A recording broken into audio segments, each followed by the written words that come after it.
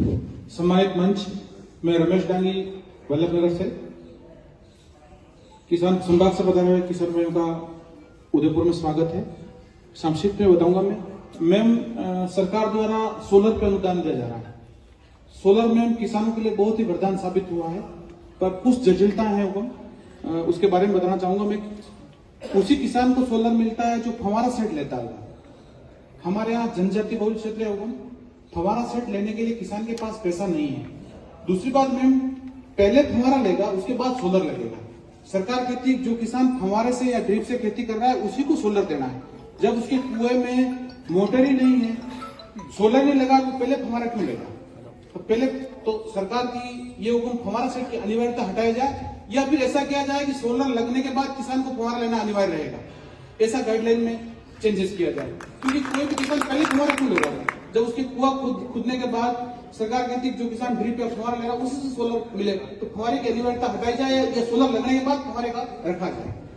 दूसरा हुक्म मैं निवेदन करना चाहता हूं कि हमारे यहाँ अफीम का एरिया हुक्म, तो अफीम की खेती हुक्म बहुत ही जटिल है और पानी की रिक्वायरमेंट हर 1 घंटे में मिनी और माइक्रो से अफीम को पानी देना पड़ता है और नेट से ढका रखना पड़ता है। तो सरकार का यूं है कि जो किसान विद्युत कनेक्शन ले रखा है उसको सोलर नहीं देना है। तो हुक्म में आपसे निवेदन करना चाहूँ, विद्युत का होना या नहीं होना बराबर है, क्योंकि विद्युत तो 6 घंटे आती है, वो शिफ्ट में आती है। कभी रात को 2 बजे आ रही है, कभी 4 बजे आ रही है, कभी दिन में आ रही है। तो अफीम के लिए माइक्रो चलाना किसान के लिए डिफिकल्ट रहता है। तो ऐसी गाइडलाइन बनाई जाए कि भाई जो किसान कृषि कर रहा है या अच्छी खेती कर रहा है उसको कृषि कनेक्शन होते हुए भी सोलर दिया जाए। या कोई किसी किसान ने अलग खसरा है, कोई जो एक खेत में उसने आरएससीबी ले रखा है और दूसरे खसरे में उसके आरएससीबी नहीं है और कुआं है, तो वहां तक कम से कम उसको सोलर दिया जाए। तो ये सोलर का हुक्म मेन इश्यू है जो समस्या है। तीसरा हुक्म मैं निवेदन करना चाहता हूँ, राष्ट्रीय बागवानी मिशन के अंतर्गत आप बगीचे के लिए अनुदान देते हैं किसान को, तो राष्ट्रीय बागवानी के इकाई लागत में तारबंदी को इंक्लूड किया जाएगा। क्योंकि किसान बगीचा तो लगा लेता है, फिर आप बगीचे के ऊपर पौधे और खाद बीज के लिए थोड़ा सा उसको अनुदान देते हैं। तो किसके आधे हेक्टेयर बगीचा है, किसके 1 हेक्टेयर बगीचा है, तो तारबंदी इंक्लूड अगर उसकी इकाई लागत में कर देंगे तो उसकी सुरक्षा बगीचे के साथ साथ हो जाएगी। तो थोड़ी सी लागत सरकार की बढ़ेगी, लेकिन किसान के साथ वो बगीचे का भी वो कर पाएगा। थोड़ा सा मैं और आपसे निवेदन करना चाहता हूँ। दूसरा हुक्म निवेदन करना चाहता हूँ, सरकार ने रिसेंटली अभी कृषि उपकरण, सोलर पंप, जो किसान की उपयोगी चीजें हैं उस पर जीएसटी 5 का 12% कर दिया हुआ। ये सरकार के हाथ में होगा। आज कोई सोना खरीद रहा है, गोल्ड खरीद रहा है, उस पर आपका 5% 3% जीएसटी, क्यों नहीं किसान के साथ जीएसटी का घटा दिया जाए तो रेटें काफी कम हो जाएगी। तो जीएसटी का हुक्म ये सरकार के हाथ में ही है। जीएसटी अपन घटा सकते हैं, क्योंकि एमपी में जीएसटी 3% है, गुजरात में जीएसटी 5% है और अपने राजस्थान में भी रिसेंटली 5 से 12% कर दिया है। कृषि उपकरण और हर चीज महंगा हो गया। दूसरा हुक्म, RWSLIP की जो स्कीम चल रही है, जो इरिगेशन से सिंचाई करते हैं, कुछ बांध को RWSLIP में ले रखे हैं। जैसे मैं वल्लभनगर का रहने वाला हूं, तो मेरा बांध RWSLIP में आता। अतिरिक्त अनुदान जो किसान उससे सिंचाई करते हैं उसको मिल रहा है।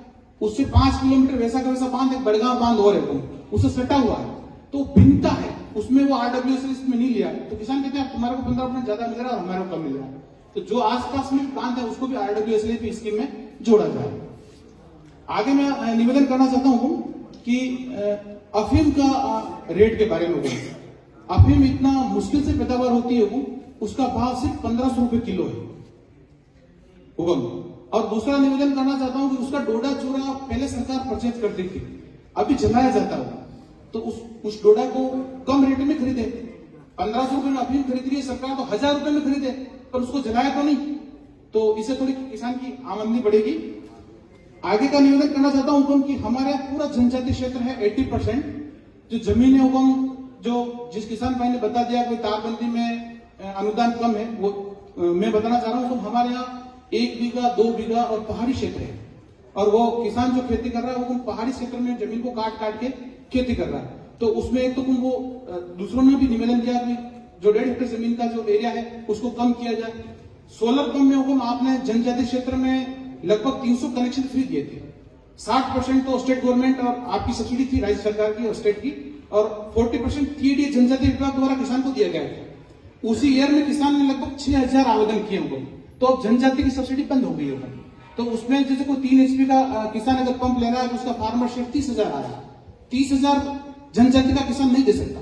डूंगरपुर से पधारे हुए, प्रतापगढ़ से किसान भाई पधारे हुए, 30,000 रुपये नहीं दे सकते। और उसमें ये लग रहा है तेरा फ्री लग गया मेरे नहीं लगा, तो यदि उनको भी अगर फ्री नहीं देते हैं तो वो किसान के मन में एक वो शंका कि सरकार ने तेरे को फ्री दिया, हमें नहीं दिया। तो टीडीए विभाग जो फार्मर से 10% जो बन रहा है वो टीडीए विभाग जनजाति क्षेत्र पहले दे रहा है, वैसे देके किसानों को लाभान्वित करें। आपने मुझे बोलने का मौका दिया, बहुत बहुत धन्यवाद।